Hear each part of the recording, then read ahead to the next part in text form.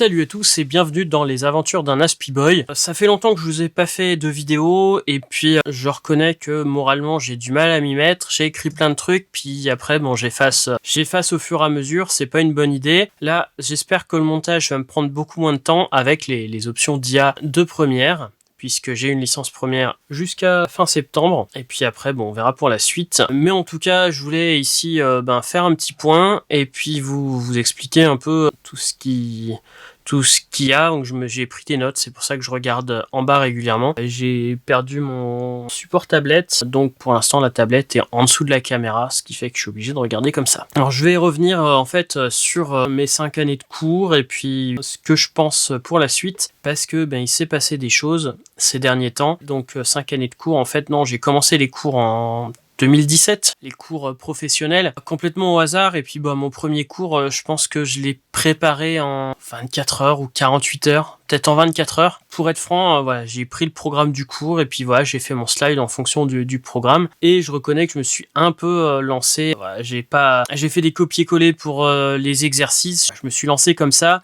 Je commençais un boulot, en fait, mon dernier boulot à temps complet dans une SS2I qui n'a duré que 3 mois puisque c'était trop compliqué pour moi à continuer. Et en même temps que ce boulot-là, j'ai pris 2 jours pour donner une formation. J'étais à Lyon, j'ai pris 2 jours pour donner une formation à Toulouse. Donc ça a été très rapide au milieu, donc ça a été 3 mois très intenses. Je veux plus revivre ce que j'ai vu à ce moment-là. D'ailleurs, je me suis fâché avec mon proprio. Enfin, moi, j'allais pas bien. Il y a eu plein de trucs qui allaient pas bien. Je me posais aussi pas mal de questions sur l'autisme à ce moment-là. Mais bref, cette formation-là, préparée en 24 heures, elle s'est pas mal passée. Elle m'avait donné 4 sur 5. Et puis voilà, c'était plutôt sympa. Et puis après, j'ai donné 2 autres formations. Je crois que j'en avais parlé dans une autre vidéo.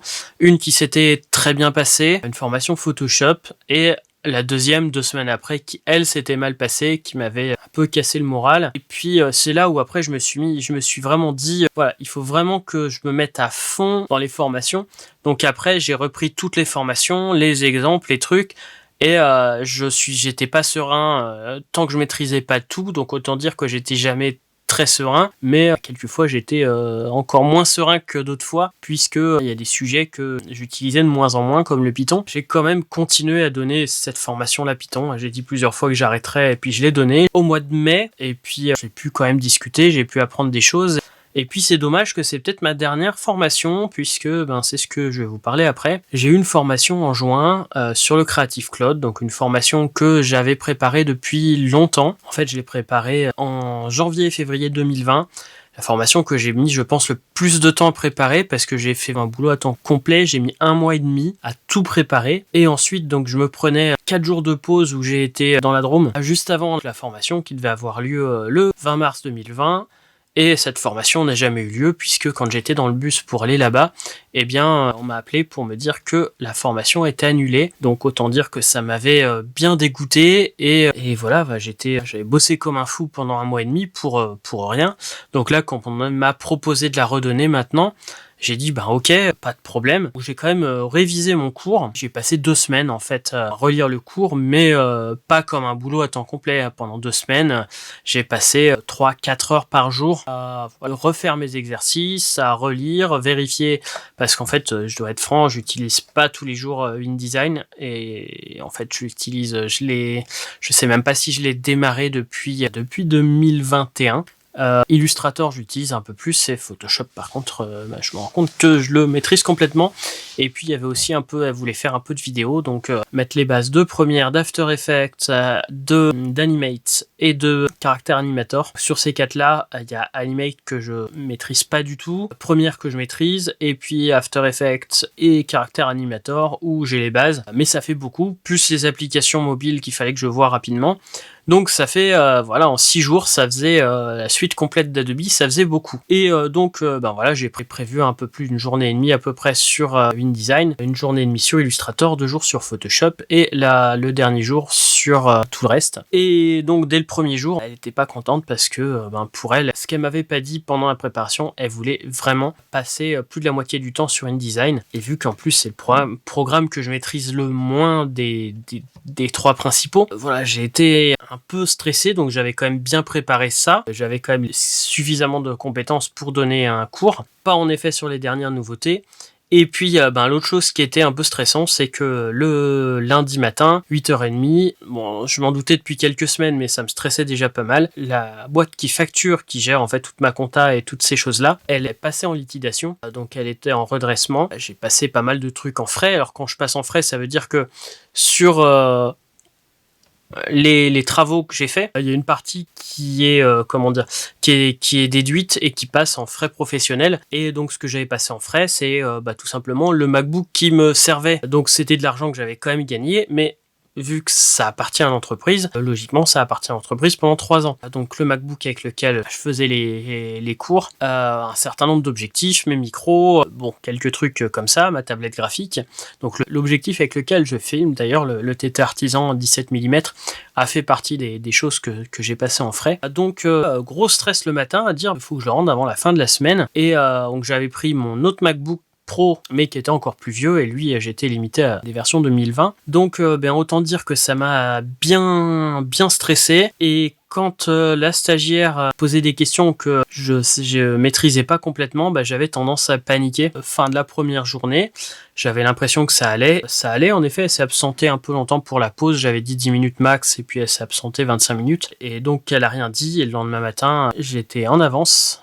Très en avance, parce que j'avais pas le choix, ou j'arrivais à 9h30, ou j'arrivais à 8h, et j'avais pas possibilité d'arriver à 9h pile. Donc je suis arrivé à 8h, moi qui suis pas trop du matin, j'ai attendu jusqu'à 10h, et pas de nouvelles de la stagiaire. Finalement à 10h, j'ai envoyé un SMS qui me dit, en fait, vous êtes pas au courant, je viens pas. Donc, grosse catastrophe, j'envoie un message à l'organisme de formation, qui me renvoie un long message pour dire que non, ça a pas été. Plus on me reproche des choses que le support de cours, les copies d'écran ont été faites sur la version 2019 et 2020, oui ok, mais ça change pas grand chose, techniquement j'ai fait quelques copies d'écran des fonctionnalités qui ont été mises à jour, mais sinon dans la majorité des fonctionnalités, on est sur les anciens trucs, quoi. Donc techniquement ça change rien que la copie d'écran, c'est une version un peu plus ancienne, la fonctionnalité reste la même. J'ai quand même fait des copies d'écran de versions plus récentes pour ce qui avait changé. Donc ça, elle me l'a reproché. Et puis le fait que j'étais très stressé, que j'ai paniqué, ça m'a dit qu'elle voulait arrêter parce que pour elle, on passera pas assez de temps sur InDesign et voilà. Ça aurait dû être une formation bien payée qui aurait dû me remettre un peu à flot puisque ça faisait pas mal de temps que je donnais plus de formation. Et donc voilà, je me retrouve avec mes deux principaux clients qui ont dit qu'ils m'appelleraient pas tout de suite, en tout cas pour l'instant, qu'ils font une pause avec moi à cause de ça, et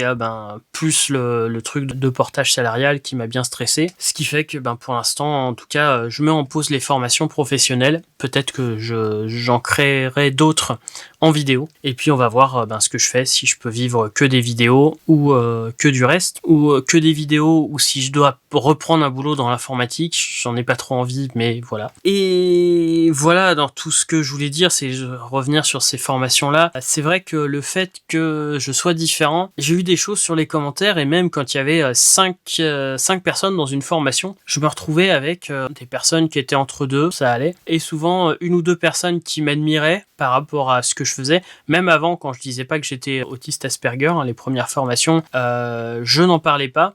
Et il y en a d'autres, en fait, qui détestaient la manière dont je donnais les formations, ou même détestaient moi. Et voilà, cette espèce de dualité, de paradoxe, c'est très étrange. C'est très étrange et c'est très perturbant, je trouve. Donc voilà, c'est perturbant et ça me met du stress parce que je me dis sur quel genre de personne je vais tomber.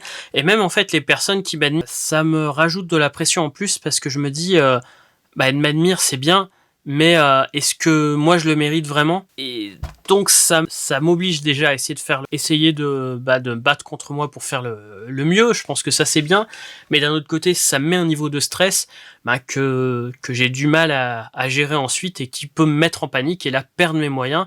Donc en gros 2 mois de préparation à fond pour rien. Et puis l'autre chose, c'est que c'est vrai que je suis vraiment passionné, donc j'ai vraiment été au fond des choses sur les 2-3 sujets que je maîtrise le mieux en formation: Photoshop, Premiere et puis Raspberry Pi avec Linux, le shell, comment ça marche au niveau bas niveau, etc. Et je vais avoir un peu de mal à comprendre les besoins des autres parce que moi j'ai été très très loin sur ces sujets-là, et il y en a d'autres qui veulent juste appliquer pour leur boulot. Je sais pas si le fait de comprendre ça, c'est ce qu'on appelle de l'empathie, mais moi c'est vrai que souvent je suis dans ma bulle, je réponds aux questions, je vais essayer de faire le maximum, mais je me rends pas compte que je correspond pas à leurs besoins, et pour certaines personnes, en effet, ça coince.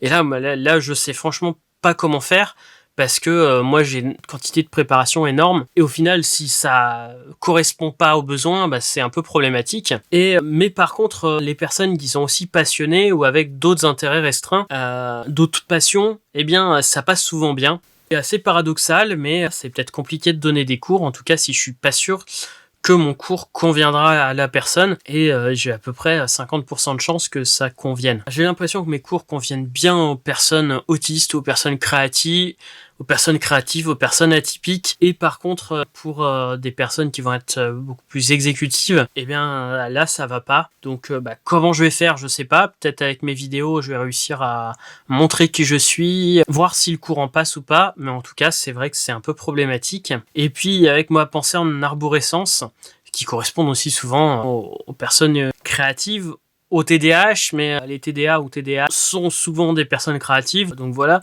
mais pas forcément à tout le monde. Une personne qui a des pensées linéaires, ça va être plus problématique. Et donc, former des équipes complètes avec beaucoup de gens qui vont être plus des exécutants, et bien là, ça risque de coincer. Donc voilà, je me suis mis dans un état de stress hyper important. Je dois dire, je sais pas si ça s'appelle de la dépression ou autre, mais il y a des soirs j'ai envie de pleurer, il y a des soirs j'arrive plus à me motiver. C'est pour ça qu'il n'y a pas eu beaucoup de vidéos ces temps-ci. C'est pour ça que j'ai du mal à me concentrer, à faire des choses. Je vais avoir besoin de... Et puis le logement là où je suis, je tiens plus, c'est très bruyant. J'ai vu donc à l'extérieur sur un mur, il y a eu des agressions à l'entrée, dehors. Je suis pas bien, j'ai pas la place pour bosser ce que j'aimerais. Voilà, il faut que je change. Alors j'ai entendu qu'il y avait des profs Asperger, je sais pas comment ils font.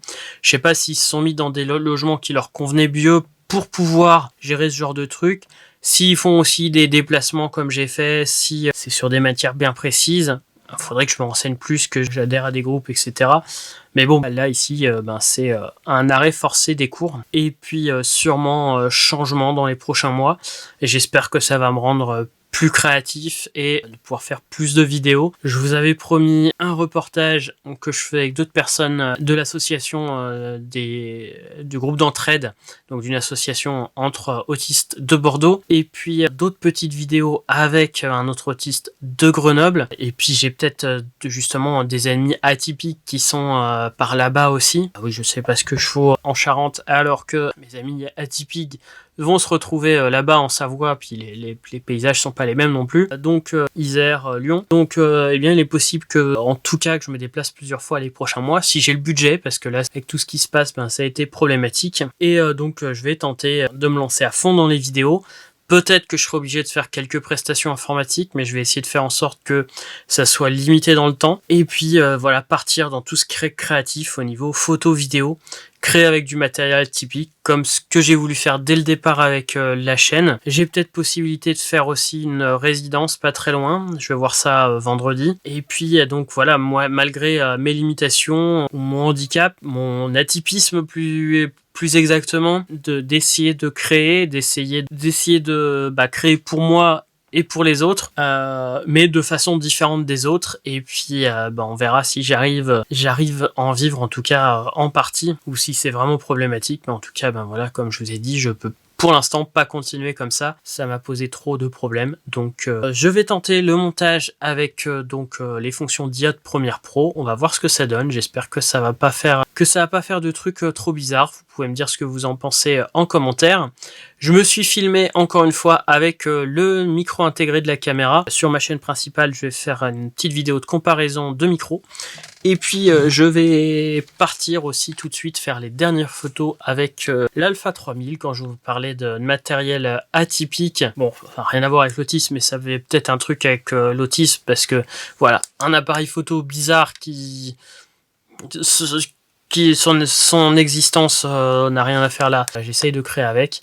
Donc c'est ce que je vais faire pour la chaîne principale et je vais essayer de monter donc toutes ces vidéos ce soir ou demain. Et sur ce, eh bien, je vous donne rendez-vous à très bientôt, j'espère, sur cette chaîne ou sur la chaîne principale pour les aventures ou pour mes aventures atypiques, et puis essayer aussi de faire des vidéos pour vous raconter un peu, parce que en effet j'ai lu plusieurs fois la biographie de différents autistes Asperger et je pense que je vais avoir beaucoup à vous raconter. J'espère pouvoir vous l'illustrer en vidéo ou vous expliquer ça. Je verrai comment je ferai, mais je vais essayer de décrire ça dans les prochaines semaines, dans les prochains mois, et puis de faire tout un ensemble de petites vidéos, de petits podcasts sur mon enfance qui a été assez bizarre, mon voyage au Canada, mon voyage en Hongrie et toutes ces choses-là où je peux vous dire que j'ai vécu quelques aventures en essayant de faire comme les autres, mais en n'étant pas comme les autres. Voilà, comme je dis sur la chaîne principale, soyez authentiques et atypiques, et à très bientôt pour une nouvelle vidéo.